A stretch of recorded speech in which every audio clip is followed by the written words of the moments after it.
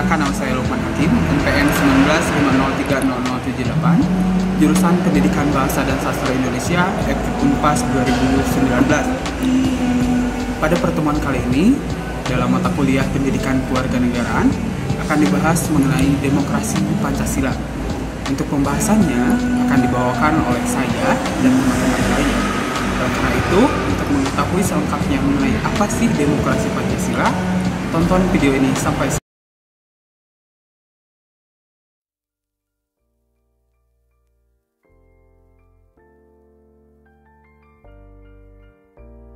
Assalamualaikum warahmatullahi wabarakatuh. Perkenalkan, nama saya Novian Rizky, NPM 19503075. Di sini saya akan memaparkan materi tentang pengertian demokrasi Pancasila. Nah, pengertian demokrasi Pancasila itu adalah paham demokrasi yang berdasarkan paham kekeluargaan dan gotong royong yang ditujukan kepada kesejahteraan rakyat. Saat ini, ide demokrasi tersebut terungkap dalam sila keempat, yakni kerakyatan yang dipimpin oleh hikmah kebijaksanaan dalam permusyawaratan perwakilan, dan terdapat pada pasal 1 ayat 2 Undang-Undang 1945, yakni kedaulatan rakyat berada di tangan rakyat dan dilaksanakan menurut Undang-Undang 1945. Nah, selanjutnya demokrasi Pancasila dapat diartikan secara luas maupun secara sempit. Yang pertama, secara luas, demokrasi Pancasila berarti kedaulatan rakyat yang didasarkan pada nilai-nilai Pancasila, baik sebagai pedoman penyelenggaraan maupun sebagai cita-cita. Yang kedua, itu arti secara sempit. Nah, demokrasi Pancasila berarti kedaulatan rakyat yang dilaksanakan menurut hikmat kebijaksanaan dalam permusyawaratan perwakilan.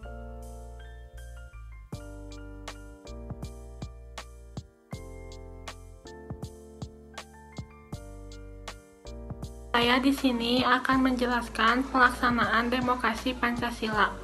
Pelaksanaan demokrasi Pancasila yaitu agak tegak dan berkembang di pusat pada 10 pilar demokrasi atau Ahmad Sanusi 2006 193 sampai 205, yaitu A. Demokrasi yang berketuhanan yang Maha Esa. Para pemeran politik dan pemimpin negara, semua warga negara dalam menerapkan demokrasi tidak bertentangan dengan nilai-nilai agama. Ia dituntut untuk mempertanggungjawabkan segala tindakan kepada Tuhan Yang Maha Esa. B. Demokrasi yang menjunjung hak asasi manusia. Demokrasi yang mengharuskan adanya penghargaan terhadap hakikat dan martabat manusia berbentuk jaminan dan perlindungan hak-hak manusia dan terwujudnya keadilan dalam masyarakat. Kedaulatan rakyat. Rakyat adalah pemegangan kedaulatan rakyat tertinggi dalam negara demokrasi. Pelaksanaan kedaulatan melalui sistem perwakilan untuk mengisi lembaga perwakilan dilaksanakan pemilu periodik. Demokrasi yang didukung kecerdasan. Warga negara yang cerdas dan terdidik secara politik merupakan syarat mutlak untuk mewujudkan demokrasi. Pendidik politik amat penting dalam negara.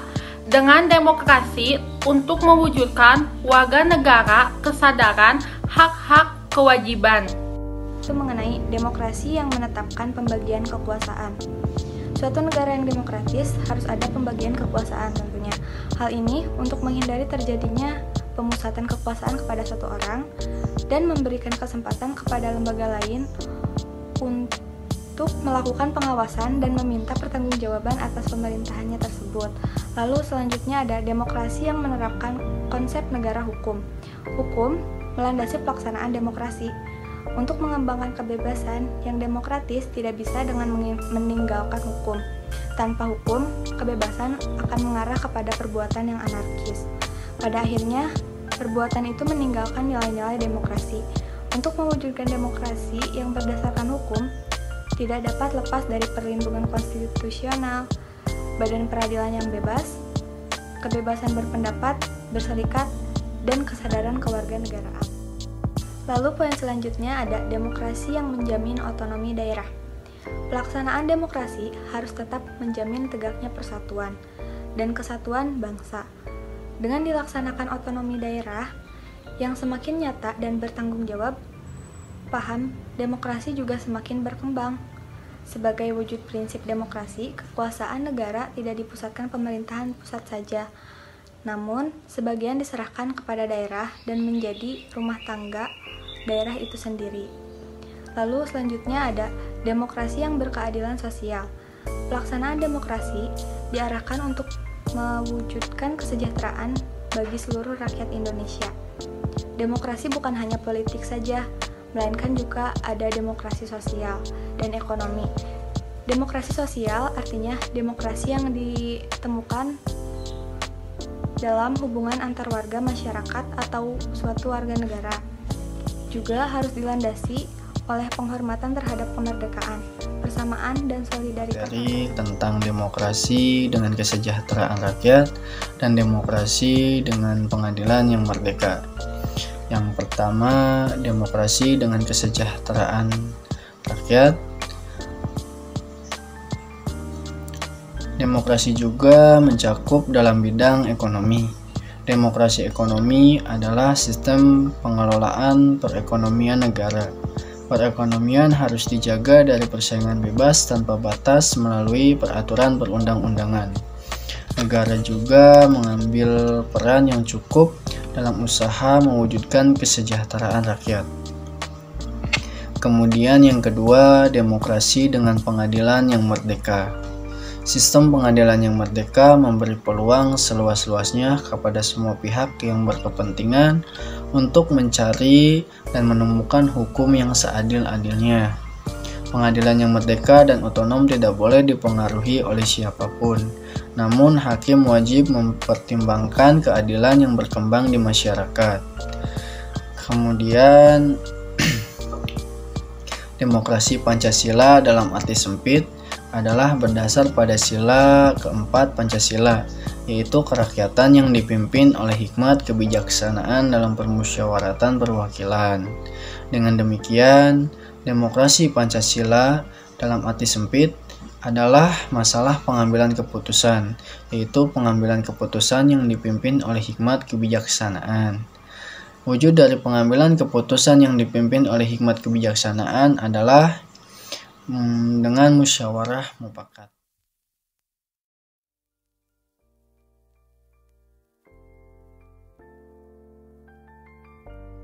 Di sini saya akan menjelaskan asas-asas demokrasi Pancasila.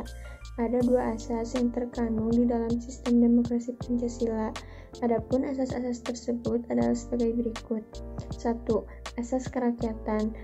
Asas ini dimaksudkan agar bangsa Indonesia memiliki kesadaran dasar, rasa cinta, dan padu dengan rakyat, sehingga dapat mewujudkan cita-citanya yang satu. Yang kedua, yaitu asas musyawarah.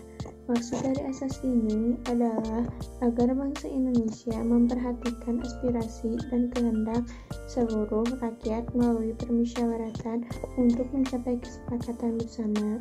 Dalam hal ini, musyawarah menjadi media untuk mempersatukan pendapat dengan memberikan pengorbanan dan kasih sayang untuk kebahagiaan rakyat Indonesia.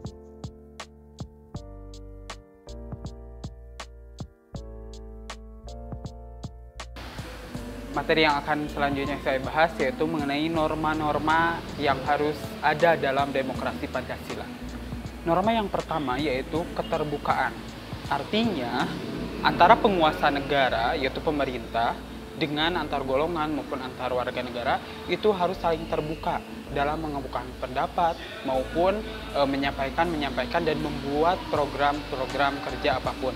Nah, gunanya agar nanti pemerintah saat membuat program, kemudian antar warga, kemudian antar golongan, itu tidak ada istilah salah persepsi atau miskomunikasi. Oleh karena itu, untuk menjalankan demokrasi Pancasila ini dibutuhkan keterbukaan baik dari pemerintah kepada warga negara, begitupun sebaliknya. Norma yang kedua yaitu norma keadilan. norma ini sangat penting untuk menjalankan demokrasi Pancasila. Karena untuk menjalankan sebuah demokrasi Pancasila yang notabene itu terpaku pada nilai-nilai Pancasila, terutama pada nilai Pancasila keadilan sosial bagi seluruh Indonesia, nah norma ini harus perlu diperhatikan.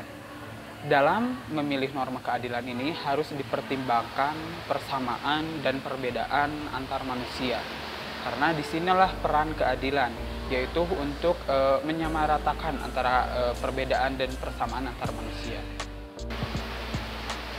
Kemudian norma yang ketiga yang harus diperhatikan dalam demokrasi Pancasila yaitu norma kebenaran. Norma kebenaran ini artinya antara gagasan dengan pernyataan baik dalam bentuk kata serta perbuatan itu harus benar, tidak ada kebohongan, tidak ada dusta di antara kita, intinya seperti itu ya. Nah, untuk kebenaran ini itu akan mendukung juga norma yang kedua tadi yaitu norma keadilan. Karena dalam keadilan, untuk menerapkan keadilan itu harus ada kebenaran terlebih dahulu. Nah, norma kebenaran ini dalam demokrasi Pancasila sangat penting. Mengapa? Karena jika salah satu gagasan ataupun pernyataan diawali dengan ketidakbenaran atau kita bisa katakan dengan kebohongan, itu akan terus-menerus menjadi permasalahan.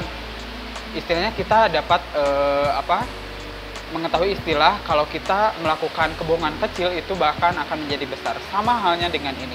Oleh karena itu, norma kebenaran sangat perlu diperhatikan dalam mendukung kegiatan demokrasi Pancasila.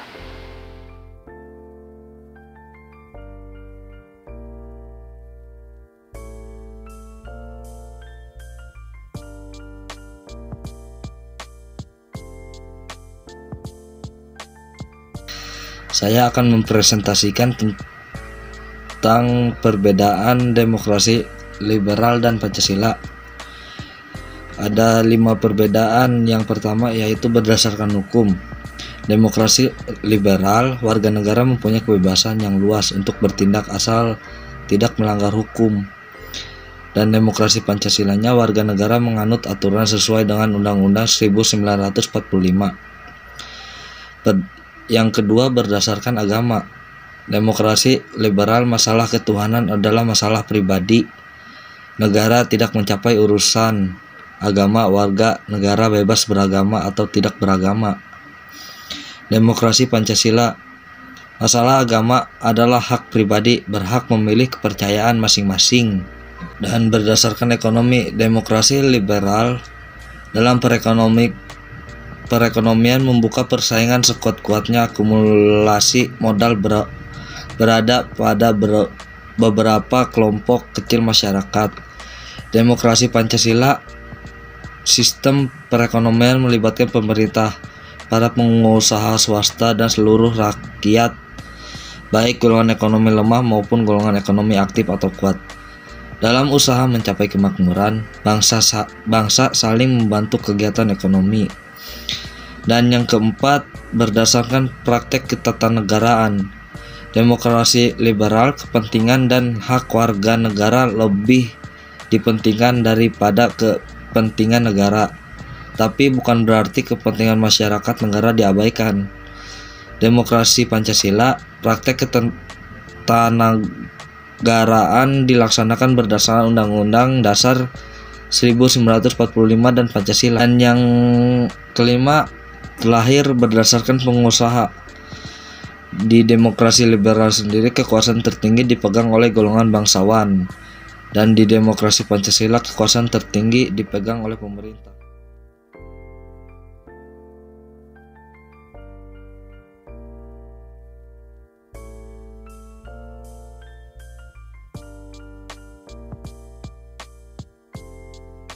Materi selanjutnya mengenai perbedaan demokrasi Pancasila dan komunis. Berdasarkan hukum, demokrasi komunis ini, hukum yang berlaku di sana kurang ketat, sehingga keadaan kaum dan ada batasan-batasan tertentu. Sedangkan demokrasi Pancasila ini, warga negara menganut aturan sesuai dengan UUD 1945. Yang kedua itu berdasarkan agama. Demokrasi komunis, penganut demokrasi ini tidak percaya kepada Tuhan. kehidupan manusia berdasarkan suatu evolusi ditentukan oleh hukum-hukum kehidupan tertentu. Sedangkan demokrasi Pancasila, masalah agama adalah hak pribadi berhak memilih kepercayaan masing-masing. Yang ketiga, berdasarkan ekonomi.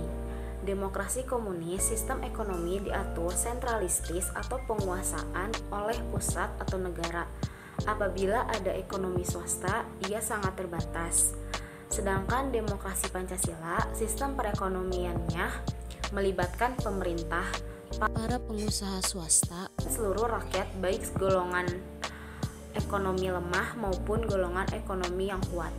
Dalam usaha mencapai kemakmuran bangsa, mereka saling membantu kegiatan. Yang keempat, berdasarkan praktek ketatanegaraan. Demokrasi komunis, politik berdasarkan kekuasaan, pemerintahan, diktator, dan dilakukan oleh sedikit orang. Perbedaan kaya miskin itu tidak ada, tetapi muncul kelas baru. Sedangkan demokrasi Pancasila, praktek ketatanegaraan dilaksanakan berdasarkan UUD 1945 dan Pancasila. Dan yang kelima ini berdasarkan penguasa. Demokrasi komunis, kekuasaan tertinggi dipegang oleh partai.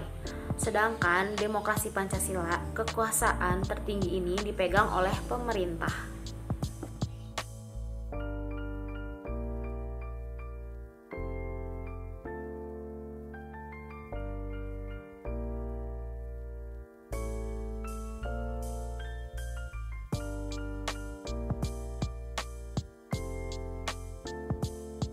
Kali ini mengenai penerapan demokrasi Pancasila.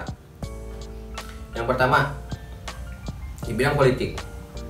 Di bidang politik di negara ini sudah jelas seperti yang dipaparkan dalam sila keempat Pancasila yang berbunyi, kerakyatan yang dipimpin oleh hikmat kebijaksanaan dalam permusyawaratan perwakilan, maka bisa dipastikan bahwa sistem politik di negara ini berdasarkan terhadap musyawarah atau yang biasa kita sebut demokrasi. Mengapa seperti itu? Karena di negara ini sangat terdapat banyak keberagaman dalam bidang agama, politik, suku, bahasa, dan lainnya.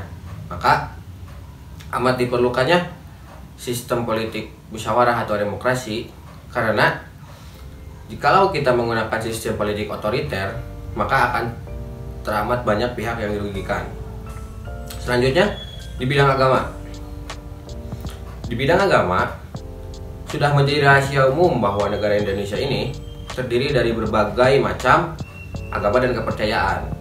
Walaupun di Indonesia ini terdapat agama mayoritas yaitu Islam, bahkan yang terbesar di dunia, namun tidak dapat dipungkiri bahwa Indonesia ini adalah negara demokrasi, negara yang menghargai perbedaan, negara yang menghargai keberagaman, dan negara yang menghargai persatuan. Maka daripada itu, keagamaan di negara ini seperti yang dilandaskan dalam sila pertama Pancasila, yaitu mengenai ketuhanan yang Maha Esa, maka Indonesia ini negara yang sangat menghargai kepercayaan, baik kepercayaan apapun. Maka dalam kehidupan, agama ini sangat menjadi fokus utama dari Pancasila. Kenapa? Karena sering didapatinya gesekan-gesekan antar agama dalam kehidupan masyarakat. Maka dari itu, perlunya kita menanamkan Pancasila dalam kehidupan sehari-hari agar hal ini tidak terjadi. Seperti contohnya, di saat ada tetangga yang berlainan kepercayaan lalu dia merayakan hari besar agamanya, maka kita patut mentoleransinya, menghargainya. Seperti misalnya orang Hindu yang sedang nyepi, kan di saat orang Hindu sedang nyepi, dia tidak boleh keluar rumah, tidak boleh berkegiatan, tidak boleh berbicara, dan tidak boleh melakukan hal-hal yang lain. Maka kita patut menghargainya. Karena kenapa? Itu sangat berarti bagi mereka, dan dengan cara itu mereka pun bisa menghargai kembali kepada kita dan kepada kepercayaan kita. Baik, selanjutnya bidang ekonomi. Masalah ekonomi menjadi perhatian utama dari setiap negara, baik yang menggunakan ideologi manapun. terutama negara kita yang menggunakan ideologi demokrasi Pancasila. Kenapa menjadi perhatian utama? Karena tidak dapat dipungkiri bahwa sistem atau keadaan ekonomi masyarakat di Indonesia masih bisa dibilang belum merata. Masih banyak warga yang kekurangan, masih banyak rakyat yang masih kesusahan dalam mencari makan atau dalam hal ekonomi. Maka dari itu sistem ekonomi ini sangat perlu digarisbawahi. Seperti yang dijelaskan dalam sila kelima, yaitu keadilan sosial bagi seluruh rakyat Indonesia. Berarti bisa dipastikan bahwa semua rakyat Indonesia tanpa terkecuali wajib mendapatkan keadilan, baik dalam bidang hukum, bidang keamanan, dan yang saat ini sedang kita bahas itu dalam bidang ekonomi. Kenapa? Karena hal ekonomi ini yang sangat mempengaruhi, salah satu hal yang sangat mempengaruhi terciptanya atau terwujudnya Pancasila dalam kehidupan sehari-hari. Nah, salah satu contoh cara penerapannya yaitu dalam hal kecil, misalnya di lingkungan tetangga atau di lingkungan desa, yaitu mengadakannya infak kepada orang-orang yang tidak mampu, atau saling menolong di saat orang sedang kesusahan dalam bidang ekonomi, gitu, seperti itu. Karena ekonomi ini merupakan hal yang sangat fundamental dalam kehidupan masyarakat. Kalau misalnya di tingkat yang lebih atas seperti tingkat pejabat, ya pejabat harus lebih teliti lagi dalam melihat keadaan ekonomi masyarakatnya, karena memang ekonomi ini selain menjadi sisi yang fundamental dalam kehidupan sehari-hari, ini juga sering dijadikan alat untuk seperti contohnya korupsi, kolusi, atau kadang-kadang orang itu menjabat hanya untuk melihat dari keuntungan kekayaannya saja tanpa memandang tanggung jawabnya, seperti itu. Selanjutnya dalam bidang keamanan. Dalam bidang keamanan, Pancasila ini sangat jelas disebutkan dalam beberapa sila. Walaupun tidak disebutkan secara gamblang, tapi nilainya sangat terkandung dalam sila kedua, yaitu kemanusiaan yang adil dan beradab. Kenapa? Dalam sila kedua, karena jika kemanusiaan sudah terbangun di negara ini dan keadilan yang beradab sudah diwujudkan, maka keamanan juga pasti bisa didapatkan. Karena mengapa? Yang menyebabkan keamanan ini terganggu atau tidak terwujud yaitu ketidakadilan, ketidakmanusiawian, dan ketidakberadaban yang masih merajalela. Selanjutnya yaitu di sila ketiga, Persatuan Indonesia. Nah, jikalau di sila kedua itu ancaman keamanan yang datang dari dalam, nah kalau di sila ketiga ini ancaman keamanannya datang dari luar. Mengapa? Karena jikalau semua masyarakat Indonesia yang beragam itu bersatu, maka tidak ada satupun bangsa luar yang berani mengoyak atau berani macam-macam dengan bangsa Indonesia. Karena kenapa? Seperti yang sudah banyak terlihat, yaitu strategi bangsa-bangsa luar untuk menaklukkan atau untuk menghancurkan negara ini, yaitu dengan memecah belah. Karena itu adalah salah satu cara yang paling mudah. Maka Persatuan Indonesia ini harus diwujudkan agar keamanan dan ancaman dari luar bisa kita hadang. Seperti itu. Selanjutnya, yang terakhir dalam sosial budaya. Nah, ini adalah pembahasan yang mungkin bisa sangat panjang. Karena mengapa? Sosial budaya ini seperti paradoks. Paradoksnya bagaimana? Pertama, kita bisa jelaskan antar suku. Nah, terkadang di antara suku ini terdapat suatu aturan-aturan yang atau norma-norma yang turun-temurun yang mungkin berbeda dengan suku lain. Seperti misalnya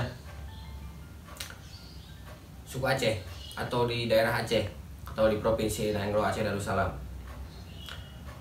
Mereka menerapkan sistem hukum syariah dalam masyarakat sehari-hari, dalam kehidupannya dan dalam pemerintahannya. Nah, ini pun sudah menjadi perbedaan karena di daerah-daerah lain tidak menerapkan hukum seperti ini. Maka daripada itu, perlunya perhatian khusus terhadap hal ini agar perbedaan ini tidak menjadi suatu bibit dari perpecahan. Karena mungkin ada saja sekelompok oknum atau golongan masyarakat yang mungkin merasa tidak setuju atau mungkin merasa iri atas apa yang sedang terjadi ini. Tapi fungsinya Pancasila di sini yaitu supaya menghilangkan ketidakpercayaan itu dan tetap menanamkan jiwa nasionalisme di antara masyarakat-masyarakat yang berbeda ini. Selanjutnya, dalam kebudayaan, karena Indonesia ini sangatlah luas dan sangatlah banyak suku bangsa yang berdiam di dalamnya, maka budaya ini patut dipertahankan. Kenapa? Ini menjadi salah satu harta yang paling berharga. Budaya ini datang tidak secara cepat, berdasarkan turun-temurun pengalaman dan pasti ada pengorbanan. Maka kita harus menghargai budaya ini, budaya yang sudah turun-temurun diturunkan oleh leluhur kita. Agar apa? Agar kebudayaan bangsa kita bisa terjaga dan kita hidup sejahtera. Terima kasih. Saya Ikhlas Imanullah. Mohon maaf bila ada kesalahan dalam kata maupun dalam tingkah. Semua kesalahan datang dari saya dan kebenaran yang datang dari Allah Subhanahu wa taala. Saya Ikhlas Imanullah pamit undur diri. Assalamualaikum warahmatullahi wabarakatuh.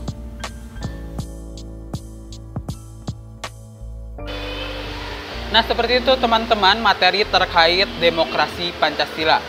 Intinya demokrasi Pancasila itu adalah sebuah kekuasaan atau kedaulatan tertinggi berada di tangan rakyat yang mengacu pada nilai-nilai yang terkandung dalam Pancasila. Nilai-nilai yang terkandung dalam Pancasila itu yaitu ketuhanan, kemanusiaan, persatuan, kerakyatan, dan nilai keadilan. Kemudian dalam menjalankan demokrasi Pancasila ini kita bisa mengamalkannya, baik itu di bidang politik, ekonomi, maupun kebudayaan. Intinya yang harus diperhatikan dalam demokrasi Pancasila ini, kita harus memperhatikan norma-norma serta asas-asas dan bagaimana cara mengamalkan demokrasi Pancasila dalam kehidupan sehari-hari kita. Terima kasih untuk rekan-rekan yang telah menyimak video kali ini. Semoga bermanfaat. Mohon maaf dari kelompok kami apabila terdapat kekurangan. Billahi taufiq wal hidayah. Wassalamualaikum warahmatullahi wabarakatuh.